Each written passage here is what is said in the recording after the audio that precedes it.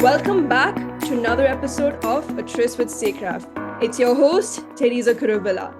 Normally, we have young voices advocating their various missions and visions to shape our world.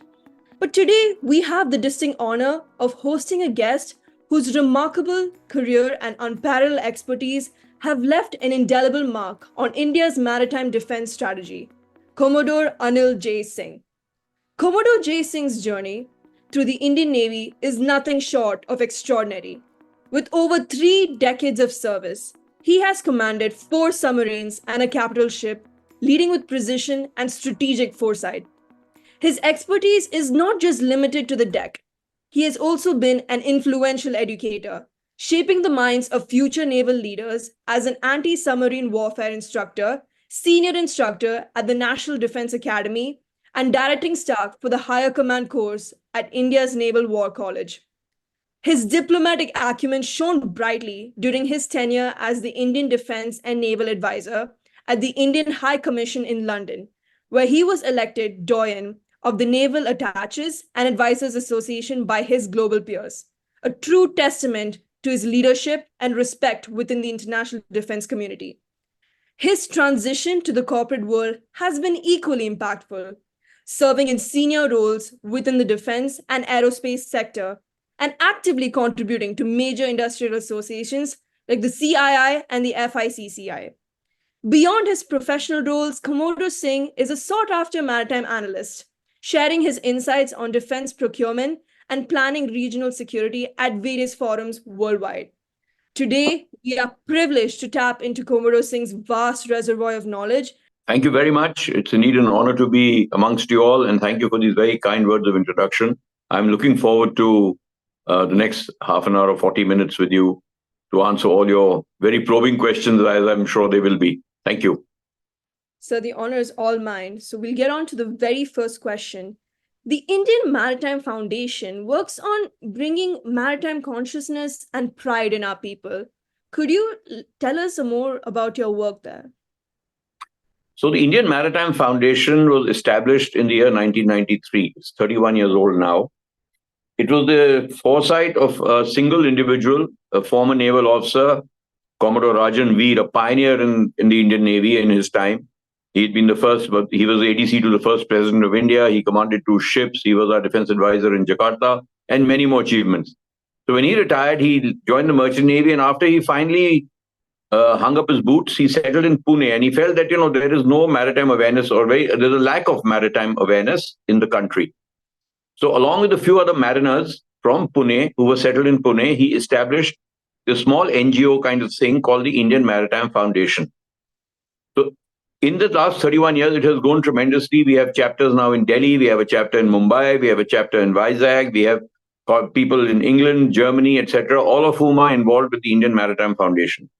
And we have really increased the scope of our activities. Unfortunately, Commodore Rajan Veer, who was the founder, president of IMF, and now the president emeritus after he sort of handed over to Captain Dixit, the present president, he unfortunately passed away about a month ago. In fact, we just had a very nice memorial to him last evening at the Maritime Foundation Museum in Delhi. So the Indian Maritime Foundation is not just a think tank. It does many things besides security studies and studies on international relations. We hold seminars. We bring maritime awareness. Our people go and speak at colleges, universities, Rotary clubs, and other social institutions where they spread the maritime message and maritime awareness. We support the Society of Indian Maritime Artists. We sponsor the exhibitions. We have established a Seafarers Memorial in Pune. Pune is a landlocked city, where every year on the International Seafarers Day, a wreath is laid by some eminent personage from Pune or the country. And we do something called the International Coast. We are part of the International Coastal Cleanup. This is an international organization which wants to bring awareness about keeping our coasts clean, our rivers clean, our riverbeds clean. So that is another major activity that the IMF does. We also try and bridge the gap between to build a better understanding of the Indian Navy and the Merchant Navy. Because, while they're both naval in their nature, because they operate in the maritime domain, There's a vast difference in what the Navy does and what the Merchant Navy does. And there's often a lack of understanding of the importance of each other, which leads to sometimes perceptions being different from what they actually are. So it's a very important facet that young people joining the Merchant Navy must know what the Navy is and vice versa, because both are equally important for the importance of the maritime domain for India in the years to come. If there were no Merchant Navy, we'd have no trade. And 90% of our trade comes over the sea. If we had no Navy, we would not be able to protect that trade, which comes on these merchant ships. So each of them complement each other beautifully, but that awareness has to be sort of generated. We bring that about. So these are some of the activities we do, besides, of course, seminars and lectures and all on various subjects of maritime security. We have MOUs with many other think tanks and institutions all over the world, including the US, Germany, the UK, etc. And we are looking to expand our activities more, increase the scope and scale of our activities in the years to come. So that's a little bit about the Indian Maritime Foundation. What an incredible start to this episode. It's truly enlightening to know that what has been a brainchild of a very prominent personality has now transformed into a visionary organization that works so tirelessly to ensure that our maritime borders are safe. Now, we are well aware, sir, that India is a very prominent player in the Indo-Pacific region with a coastline of around 7,516 kilometers. And we've also noticed that there has been a shift in India's stance in the IOR in recent years. So would you mind telling us what are the key components of India's maritime security strategy, and how are the challenges posed by, China's naval expansion and all the behavior that's being addressed? So I'll answer this question in two parts. One is about India and the Indian Ocean region, and the other will be about China. So Right. India is essentially a maritime nation.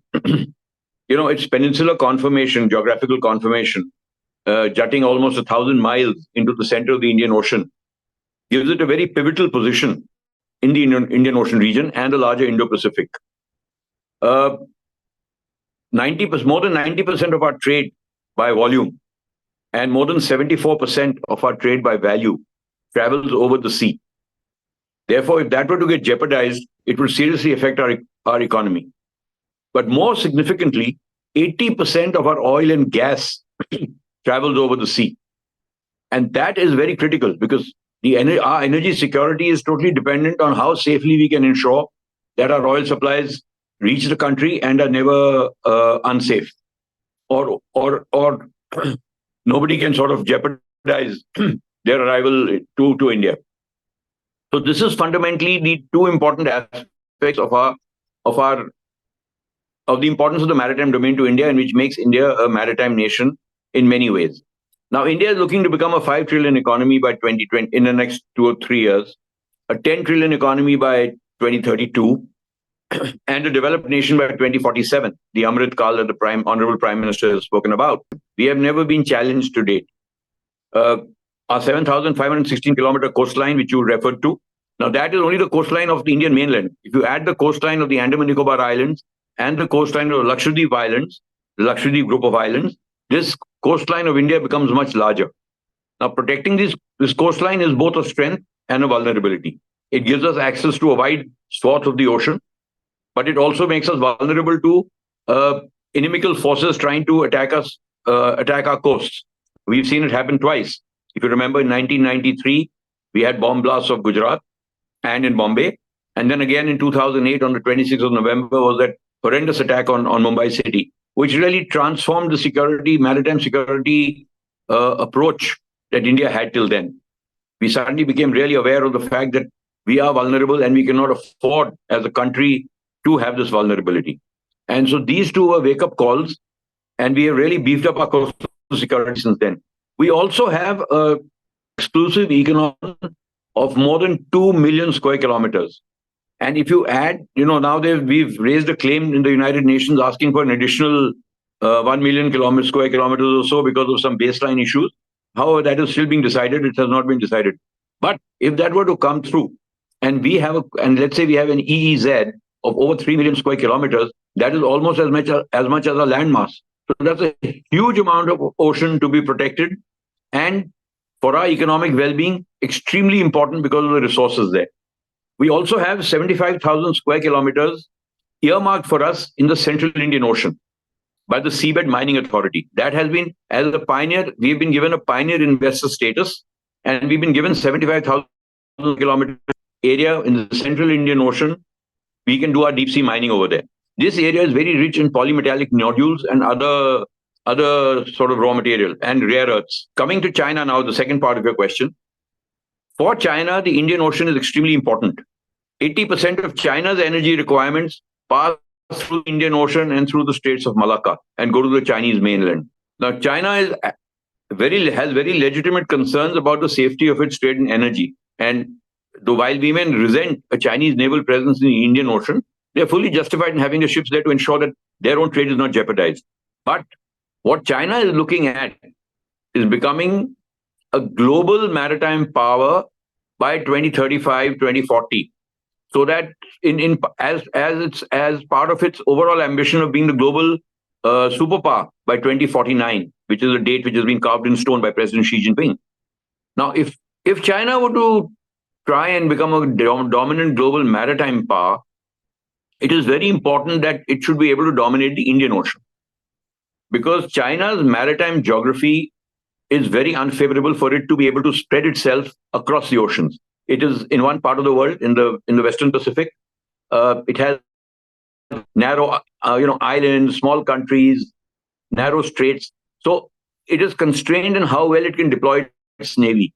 And from where it is located, it is not possible for it to go and dominate, let's say, the Atlantic Ocean. If it has to become a global superpower and supersede the US as the global superpower, it will have to dominate the Atlantic as well, besides, of course, the Indian Ocean. So it is the Indian Ocean which gives China the space the maritime requires to project its power. And it is the Indian Ocean which gives China access to the Atlantic Ocean. Both of these are very important for China. So that is why China, presently the PLA Navy is the largest navy in the world in terms of number of ships. But it still lacks the power projection capability, or the blue water power projection capability, that a country requires if it has to exercise maritime dominance far away from its waters, what China calls its far abroad. This is what China is trying to rectify now. It is building ships at a very rapid pace, and it hopes to have a 450 ship navy by 2030-32, including 4 to 5 aircraft carriers. And most of the new ships that are being built to operate in blue water environments. That means far away from its shores, be able to project power in other oceans. So by 2030, I can anticipate a very formidable PLA Navy presence in the Indian Ocean. Now, in the Indian Ocean, if the PLA Navy has to become a dominant global maritime power, or it has to dominate the Indian Ocean, the only way it can do it is by containing India's preeminence in that region. So that is going to be the struggle. Also, as we move on, let's say to the 2040s, and China becomes a bigger and bigger military power, it will seek to subdue the US. So that great power contestation will also take place not off Taiwan or in the South China Sea. Those issues will have got sorted out by then. That final great power contestation about who's going to be the global superpower will happen in the Indian Ocean, because from there, China will move to the Atlantic Ocean and exercise its dominance. So from that perspective, we have to be careful about China. This is the Chinese intention. Short-term intention, dominate the South China Sea, own the South China Sea, reunify Taiwan. But long-term intention, global superpower, it has to dominate the Indian Ocean for that. And India has to do everything it has to build the capacities and the capabilities to prevent that from happening. So that, in a nutshell, is the larger geopolitical sort of scenario that's going to play out in this region, as far as India's position in the Indian Ocean goes, and what China intends to, or is intending to, or perhaps planning to do in the Indian Ocean in the next decade or so. Does that answer your question? Very much so. Wow, it is truly empowering, and it does invoke a sense of pride as an Indian to know that our Navy works so tirelessly to ensure that our borders are safe, particularly in the Indo-Pacific region, where events in the past have been wake-up calls to think of more strategies that keep our borders safe.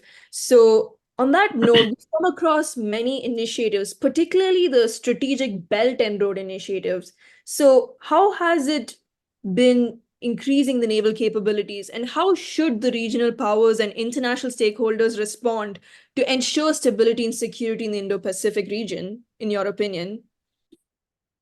See, China, you come into the Belt and Road Initiative, I'll talk a little bit about that. China's intention ultimately, as a global superpower, is to be able to reshape the existing global order into one with what it calls as Chinese characteristics. That means they want to drive how the global order functions and not because they consider the present global order a very Western-led global order. They want to change that because they feel that that era is past. So their attempt now is to reorient this existing rules, what we call the rules-based order.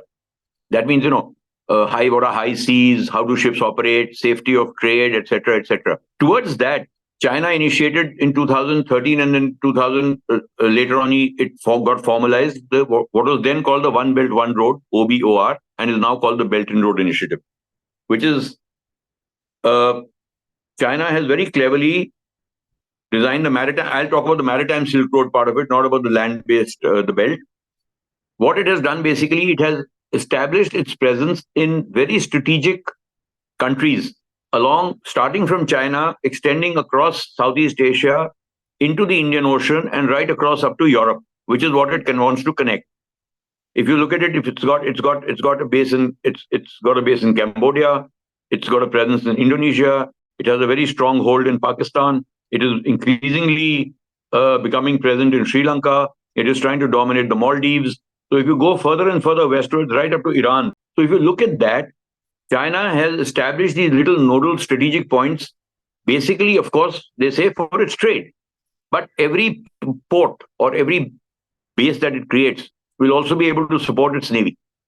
So while it is building its navy in terms of number of ships and other capabilities, it is also simultaneously ensuring that when that navy is capable of coming into the Indian Ocean, it has various strategic points where ships can be refueled, where ships can be berthed, where ships can be based, so that it can have a sustained power projection presence in the Indian Ocean. It doesn't have to keep rushing back 7,000 miles back to China to come back again with a few more ships. It can base ships for a long period of time, which will then operate in the Indian Ocean. So that is very important from a Belt and Road perspective. So while we keep hearing about the Belt and Road Initiative now having a lot of setbacks, China's economy is dwindling. Countries have gotten to the debt trap with China. They're not able to repay loans. China's economy today is 4.5 times the size of India's. It's an 18 trillion economy. So while this present economic, I wouldn't call it a decline, but this sort of economic retardation that has happened may slow things down a bit as far as the Belt and Road Initiative is concerned, but it will not decelerate, it will not derail the process. It will definitely happen. It is happening. Work is still going on. So we should not underestimate the Chinese capability to establish its Belt and Road more as a strategic initiative than an economic one. The economic one is a bonus. 96 ports already around the world are either run by China, they're operated by China, or built by China. That is already the kind of global footprint that China has established in its port-led infrastructure. It is creating all kinds of facilities. In Sri Lanka, it has got the Hambantota port. It is creating the Colombo port city. It is now looking for a foothold in the Maldives.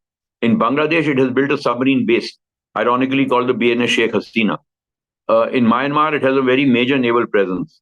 In Pakistan, Godar port, where the China-Pakistan economic corridor comes, is practically owned by China. It is operated by China, and this is where the PLA Navy is going to be based at some point in time. And if you go further westwards, right up to Djibouti, it has a presence everywhere. So from that perspective, the Belt and Road Initiative is more about achieving China's strategic aims more than its economic ones. So I don't think the Belt and Road is going anywhere. The BRI will continue to be a major driver of China's push towards global domination. That is one part of it. Now, what is India doing about it? Or what are the other countries doing about it who are threatened by this, or who China wants to supersede?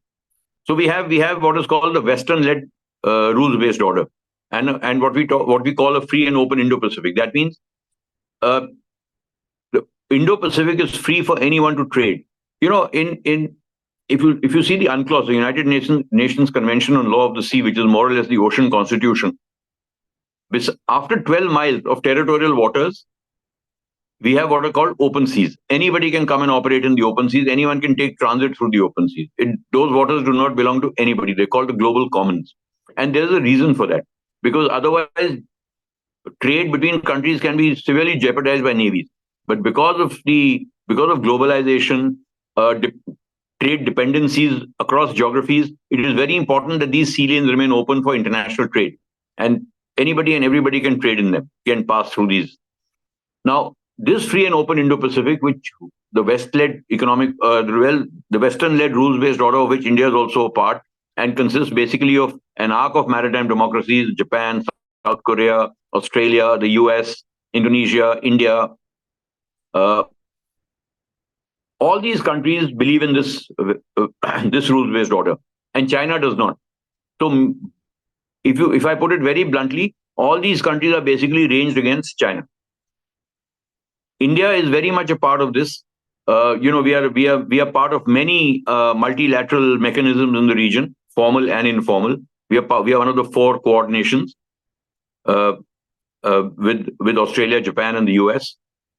We are also actively engaged with ASEAN through the ASEAN Regional Forum, the ADMM Plus meetings.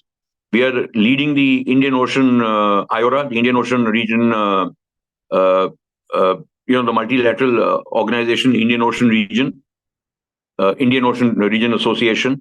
We have initiated something called the Indian Ocean Naval Symposium, where navies from 25, 26 navies which operate in the region get together once a year. They discuss various maritime security issues. These are not actually anti-China moves, because maritime security today is not only about, navy versus navy or country versus country conflicts. There are many challenges in the maritime domain which have to be collectively addressed by all nations. They're not anti any one nation. For example, maritime terrorism.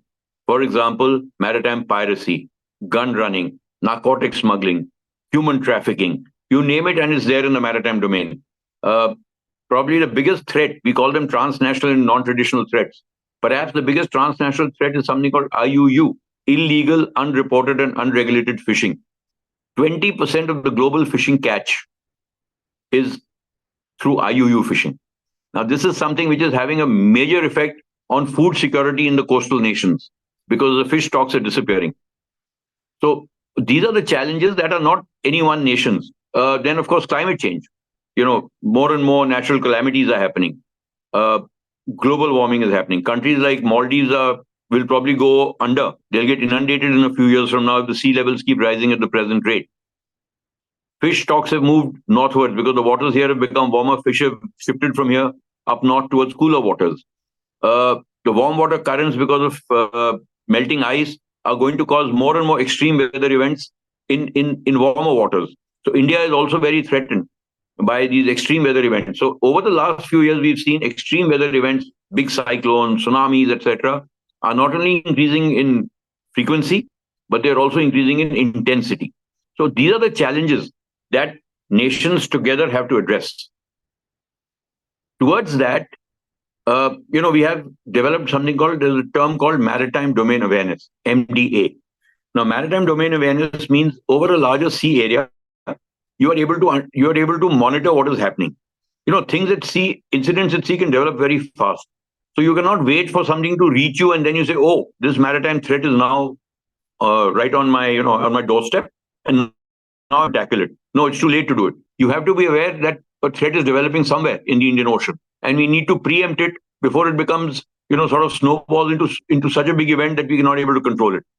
So maritime domain awareness has become very important, and this is done through satellites, through long-range maritime patrol aircraft, through merchant ships, through fishing fleets, through navies, all of whom are operating in various places, and they keep sharing information. If they see some suspicious activity, if they see some weather, some sudden drastic changes in weather patterns, these are all reported. So this maritime domain awareness has become very important from a regional, global perspective, and it is not pro any one country or against any one country. It's a larger canvas, a larger security architecture that we have to create to counter the maritime threat, and not necessarily a military maritime threat. So this is what I would like to highlight on this whole, BRI and how are we countering it. So we are not countering the BRI per se. We have nothing against the BRI. Every country is entitled to do whatever it does. So, for example, India has taken initiative. We have set up something called the IMEEC, the India, Middle East, Europe Economic Corridor. That is not challenging the BRI. We are saying we are creating our own, economic corridor for facilitating the movement of our trade. Similarly, we have created something called the INSTC, the international north-south trade corridor, which starts at Chabahar port in Iran and is a land route which goes right up to the Central Asian republics, which are otherwise landlocked. So we have given the Central Asian republics access to the Indian Ocean through the INSTC, bypassing Pakistan. That is why, if you remember, if you're familiar, we've been reading a lot about how Chabahar port is being developed by India. That is being developed because we have taken that initiative of developing the INSTC, and for that we also need to develop Chabahar. And since we have good relations with Iran, they are also happy about it, that some development will happen. Their ports will improve with our help. From a strategic perspective, that is extremely important because the Straits of Hormuz, which Iran practically sits on the Straits of Hormuz, are very vulnerable. A lot of global oil and gas passes through those waters. A lot of Indian oil and gas passes through these waters. So if we have a presence of Chabahar, whatever it might be, we can ensure that our oil and gas supplies are never threatened by anybody else. We will be able to ensure the safety of these. So all these things are interlinked: the military dimension, the economic dimension, the trade dimension, the strategic dimension. They're all interlinked in some way or the other in the larger context of maritime security. It's not about naval security, it's about maritime security. So does that sort of answer your question? It definitely does in leaps and bounds. So we really can't deny China's growing influence in the Indo-Pacific region and whatever implications it has truly shifted the regional security dynamics altogether.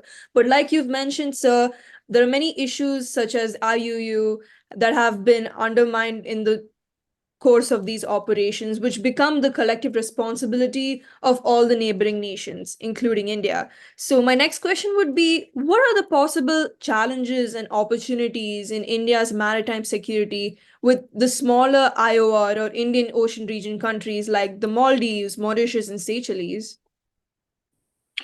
So, as I said to you, that the oceans are so vast that it is not possible for any one country to monitor everything that's happening, to ensure security. Now, the fundamental difference between how China goes about its job and how we go about our job is that while China tends towards coercive diplomacy, they will come with some offer, they will offer to build your port, but they will ensure that they give you a loan, they will not give you a grant, and then they will demand their pound of flesh once they've done what they have to do. India, on the other hand, has a policy. I don't know if you've heard of something called Sagar. Sagar was a policy enunciated by the Prime Minister in 2015. It's an acronym for security and growth for all in the region. Now, Sagar underpins every initiative India takes in the maritime security, architecture in this region. Everything is underpinned by Sagar. Whatever we are doing, whether it's trade security, whether it's maritime security against transnational and non-traditional threats, or building our own capabilities and our own capacities, we are doing it under this rubric of the Sagar policy. So India's fundamental approach to the Indian Ocean has been one of inclusive and cooperative capacity building. We do not go and bully our way into countries.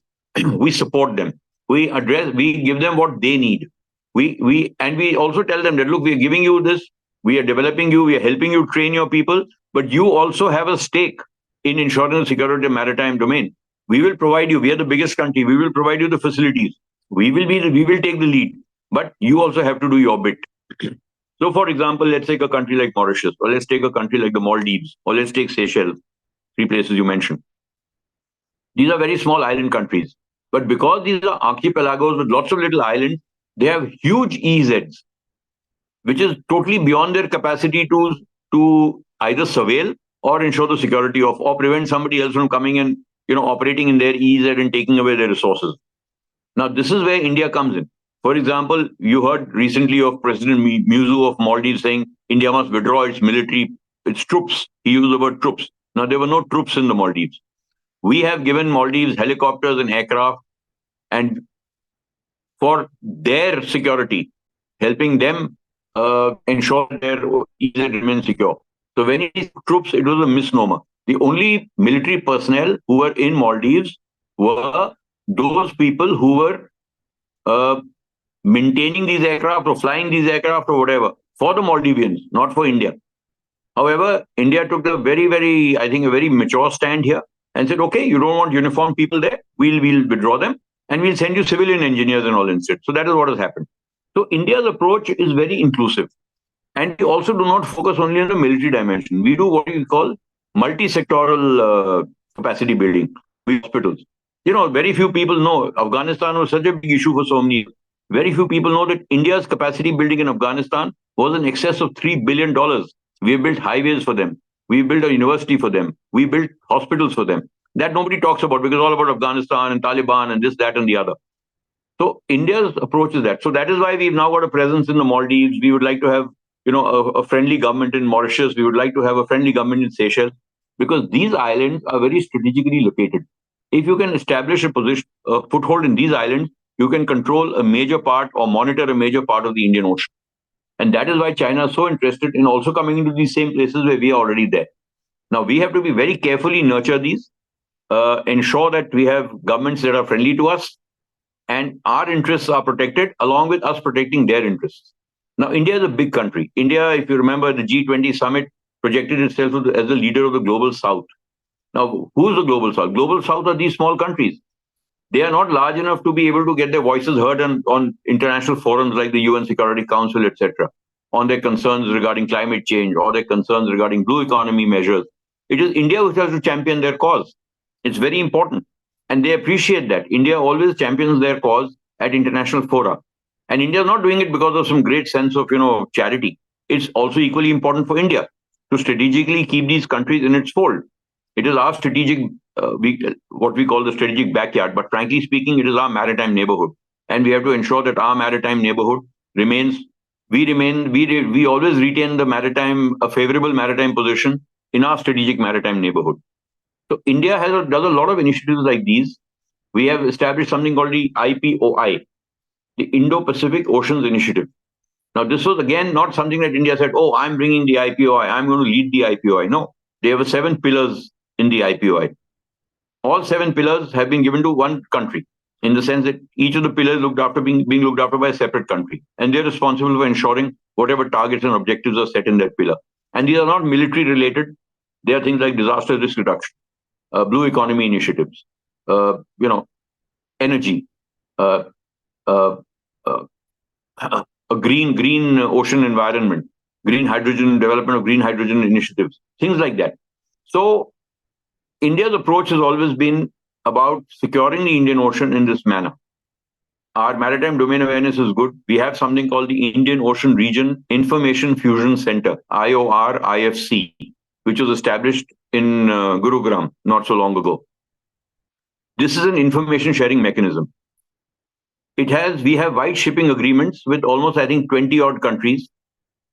Now, wide shipping means non-naval agreements. They're not military agreements. They're wide shipping. That means any merchant ship also sees some untoward activity, it reports it to somewhere. It's asked to report it to. And from there, the information comes to the IOR-IFC. The IOR-IFC collects all this information from wherever it's getting it, collates it, analyzes it, and then disseminates it to all the countries around, saying that, look, this is a situation developing, or this is likely to happen, or be careful of piracy which may occur, or whatever it might be. And as a part of this sort of information sharing mechanism, so we take the central role, but we tell the other countries that, look, this is what you have to be careful about. So I think from that perspective, India is very highly regarded. The appreciation that we've earned, the Indian Navy. India is today the preferred security partner in the Indian Ocean and has firmly established its credentials as a first responder. Whenever and wherever there is a natural calamity in the Indian Ocean, you will always find the first ship to reach there is an Indian naval ship with relief supplies, with medical teams, etc., etc. This is greatly appreciated by these countries. They may not say it in so much, but more than the countries, by their populations, because those populations have been hit by a natural calamity of great magnitude. People are homeless. There's flooding. There's disease. There's all kinds of things. And India is there with its ships and relief material. After the tsunami, which happened in 2004, which took everyone by surprise, and there also India was the first to react on the 26th December 2004. Within 3 hours of the tsunami, 21 ships, some 30-odd aircraft with medical teams and relief supplies, etc., had sailed from Indian harbors to various countries. India had been badly affected. Chennai was affected. Port Blair was affected. The entire Andaman Nicobar chain was affected. But India not only sent ships to provide succor and relief to our affected areas, but we were also the first to reach many of the Southeast Asian countries, which was greatly appreciated by those countries at that point of time. It took almost a day and a half for the other navies and other countries to fetch up with relief. India was already there. And ever since then, every Indian naval ship at all times has what we call a brick of relief supplies on board. They always carry them 24/7, 365 days of the year. Things like essential medicines, things like drinking water, things like essential rations, medical equipment, sometimes doctors. We carry these always, they're always on board so that as and when a calamity strikes anywhere, whichever is the nearest Indian naval ship to that place can reach the scene of the calamity and start offering medical assistance and other relief to the affected population. So this has earned India a very fine reputation as a first. You will remember recently, about 3 months ago, when the Houthi rebels were carrying out attacks on shipping in the Red Sea.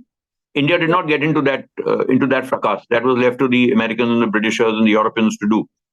We took charge of, once the ships had crossed the Red Sea and turned towards the Indian Ocean, we took charge of their security from the Bab el Mandeb Straits right up to the Central Indian Ocean against piracy or against Houthi attacks or whatever. We never retaliated. We didn't attack the Houthis. We made sure that we were there to either fend off an attack, and if ships were being attacked by pirates or by the Houthis, we were there to provide support and assistance. Number of ships, we rescued people who had been injured. We evacuated people who had been injured. We sent our teams to put out fires on those ships which had happened because of being hit by drones or whatever. Our sailors were landed on to repair the engine so that ships could proceed ahead. So we did a lot of things which earned us a lot of credit. Every navy in the world, every country in the world appreciated India's efforts during this whole crisis between, let's say, October and which started in October. The first, I think, attack on the Houthi attack was in the month of January. Till now, we still have anti-piracy patrols operating in the region. So India has earned its reputation as not only the preeminent maritime power in the Indian Ocean, but a power that can be trusted, and it is a force for good. And that is, I think, what makes it so important that we retain this position, that we don't allow any other external power to come and upset our sort of strategic presence at various parts of the Indian Ocean and across, and the goodwill that we have earned over the years. So this is what I would like to say on this particular question that you had. I know the answer's been a bit long, but I think it was important to explain the sort of intricate aspects of this whole exercise that we've been doing for so many years of capacity building. I think it's really empowering that you've chosen to share such incredible facts and the efforts put in by the Indian Navy to ensure that we not only maintain diplomatic relations with our neighbors, but be a very trusted partner with regard to this field. And the many strategies and incentives proposed by the Indian Navy only prove that we've definitely earned our name as the very first and immediate partner in times of trouble, particularly with regard to this Indo-Pacific region. Now, let's regard to traditional threats. Let's talk about non-traditional threats like piracy, illegal fishing, and environmental degradation in this Indo-Pacific region within its maritime strategy. What specific initiatives and collaborations are done to tackle these issues? And would you mind sharing some successful operations or collaborations that have helped mitigate these threats? Yes, as I mentioned, I think it all started with the tsunami of 2004. That was really the clarion call that this is going to be something serious in the future. Till then, also before that, it's not that we were not doing HADR. HADR is an acronym for Humanitarian Assistance and Disaster Relief Operations. It is one of the important roles that every navy in the world does. It's part of sort of the roles and missions of a navy to offer aid to civil power.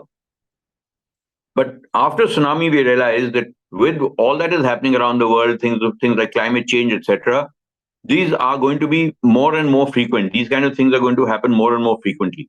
And therefore, it is important that we should be prepared to tackle them at any given time. So disaster management is of two types. One is when a disaster happens, you go and sort of provide the relief and the humanitarian assistance, etc. You set up medical camps, hospitals, whatever you do. But equally important or more important is to initiate what we call disaster risk reduction. How do we mitigate the damage that is done? The damage will happen. A cyclone will come, it will break, buildings will get uprooted, trees will get uprooted, power lines will get damaged. All that will happen. You can't avoid that. But how do we minimize loss of life? How do we minimize suffering of the people? How do we ensure that those populations are evacuated well in time before a disaster strikes? That is called disaster risk reduction, DRR. And that has become an important national role also. And the Navy has a role to play. And that is why when I alluded to information sharing, it was this kind of information sharing. That before something happens, you can preempt it and ensure that the damage it does, it may damage property, but loss of life can be minimized. Just to give you an example, and this I just heard a few days ago, Orissa is always faces the brunt of cyclones on the East Coast throughout the monsoon, those 3-4 months. There are always 2 or 3 cyclones that hit Orissa, the coast of Orissa and partly Andhra Pradesh. Now, there was a time when every year these used to hit, you knew they were going to hit, you took whatever action you could take, but still there used to be a lot of loss of life and loss of property.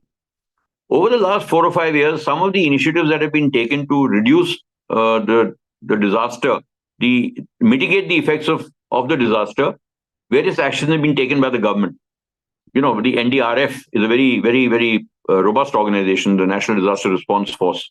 To the extent that in the last, I think, 3 or 4 years, despite there's no lessening of the cyclones and all that are hitting the East Coast, there has hardly been any loss of life. I think just 1 or 2 people have died instead of the thousands who used to die earlier.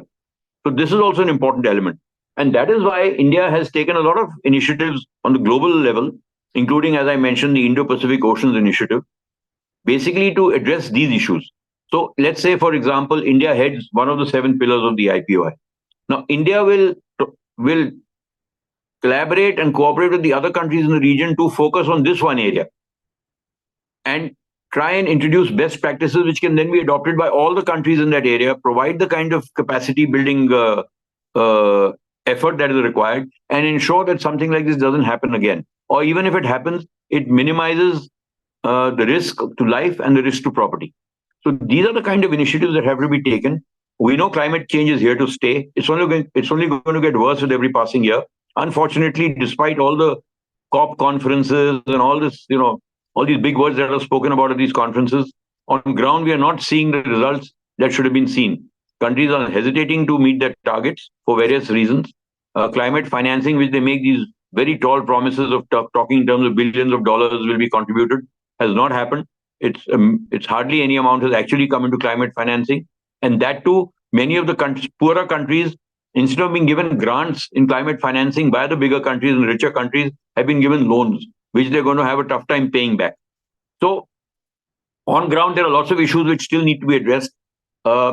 India has invested a lot in trying to mitigate the effects of climate change because it is here to stay.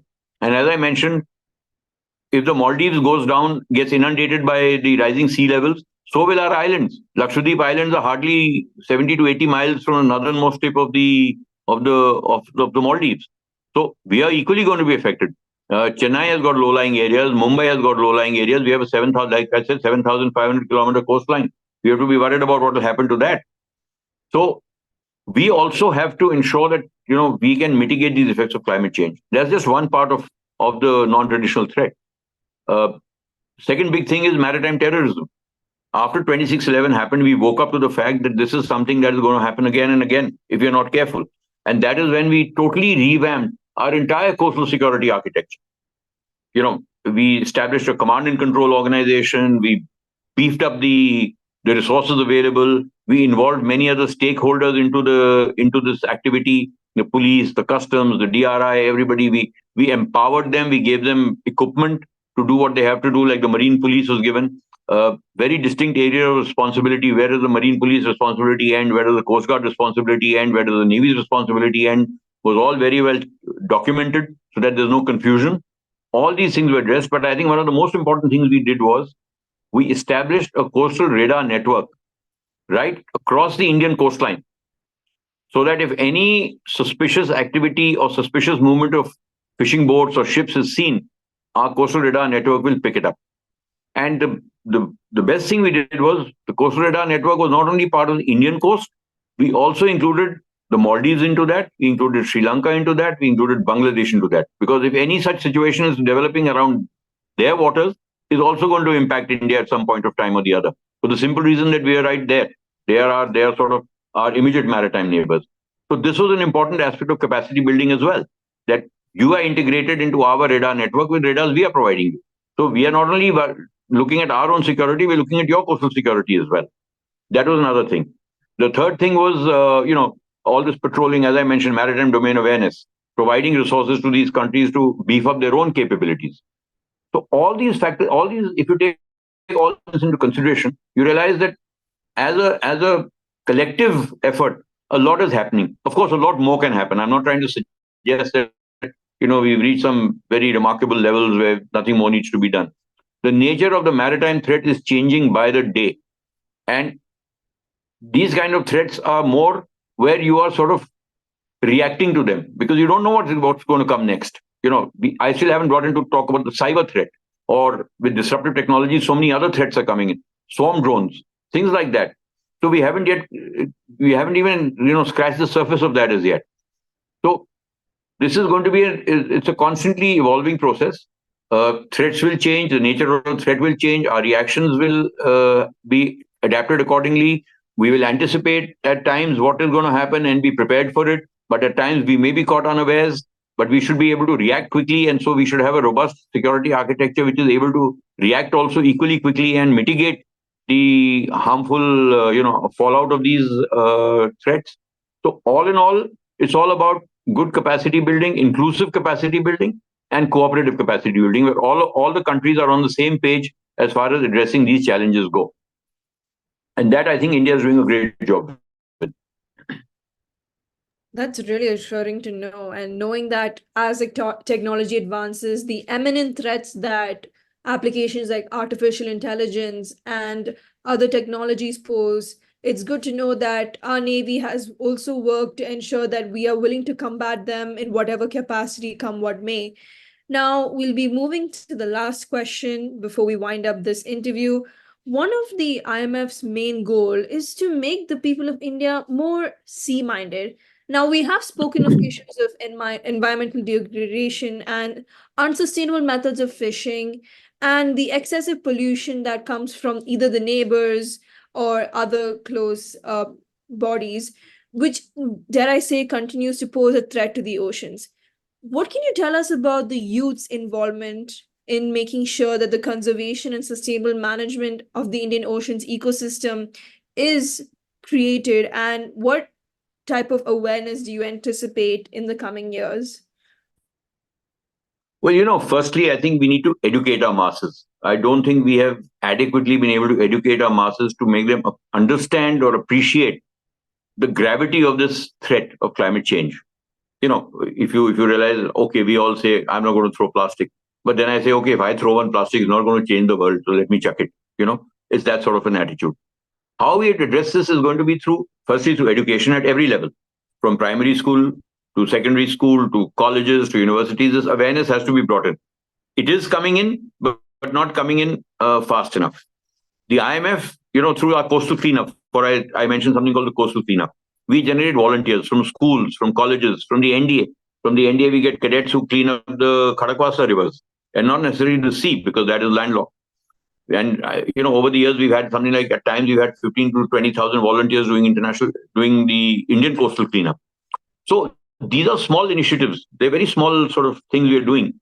We don't have the bandwidth to do very much more than the IMF. But at every level, if we go and talk about it, we keep sort of telling young children, because they have impressionable minds. And very often children can take the message home much better than telling an adult. So our aim in the IMF is basically this: that educate people, just keep talking to them about it, write about it, let people know about it. But unfortunately, it is not being able to be done at the scale it should be done. So there is a certain amount of awareness, but unfortunately, not adequate enough. Even now, when you go to, let's say, Goa, you see how the beaches in Goa are littered with plastic, and how much plastic is recovered from the oceans every year. Something in the tune of 8,000, 9,000 tons of plastic. So it's huge, the threat of environmental degradation. Then our mangroves, while on the one hand, yes, development is very important.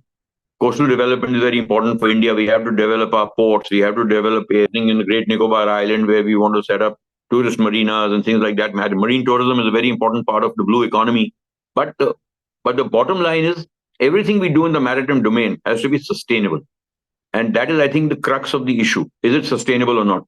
So if you have, let's say, marine tourism, if you have these cruise ships coming in, how do we ensure that they don't litter the place, or the tourists who come on board don't litter those islands where the marine ecology is very sensitive? Or while setting up these huge, industrial sort of ports, etc., we don't hack away the existing ecological balance, which causes its own set of problems if that happens. So it's got to be done very carefully. It's got to be done very sensibly.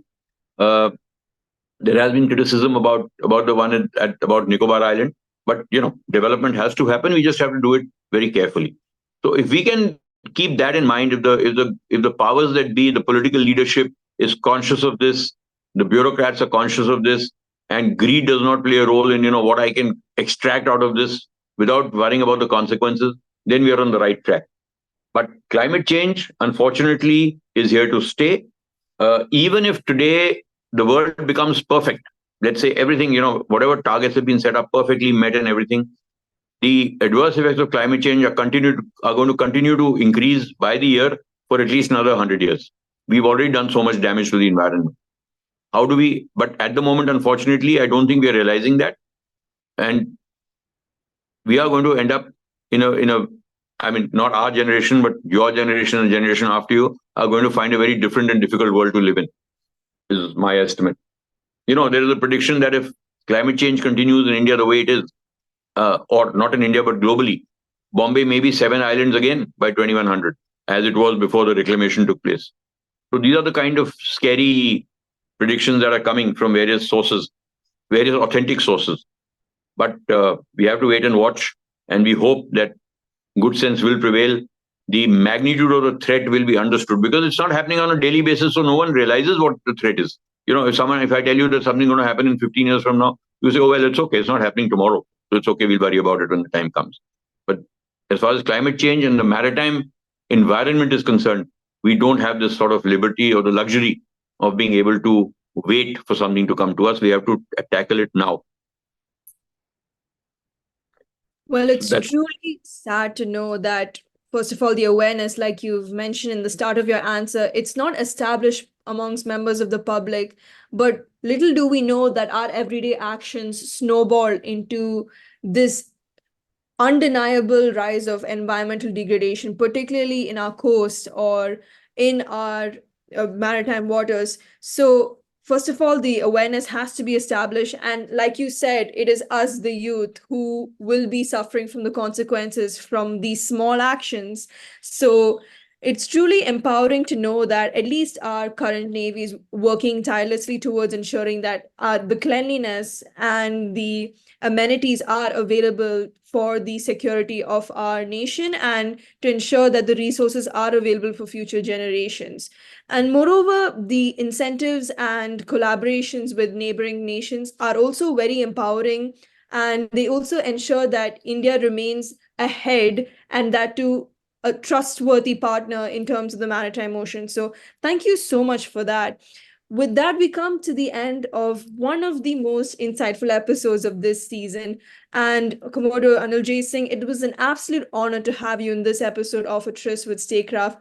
I was truly encapsulated by how you have worked so tirelessly in your various roles, and giving us an insight to how proactively the organizations you've been involved with are working towards securing utmost trust and dedication in the Indo-Pacific region. Moreover, the involvement of youth is paramount. Like you've mentioned, the everyday actions will ultimately be the end result that us youth have to face. So whether it's the pollution in the Goan beaches, or dare I say the rising temperatures in the northeastern part, or whether it's the uh, various rising pollution rates in cities like Delhi, there is no denying that we have to work towards securing ultimate security. And the Indo-Pacific region is a very paramount and incredible start to where we can finally realize that all these actions lead up to a very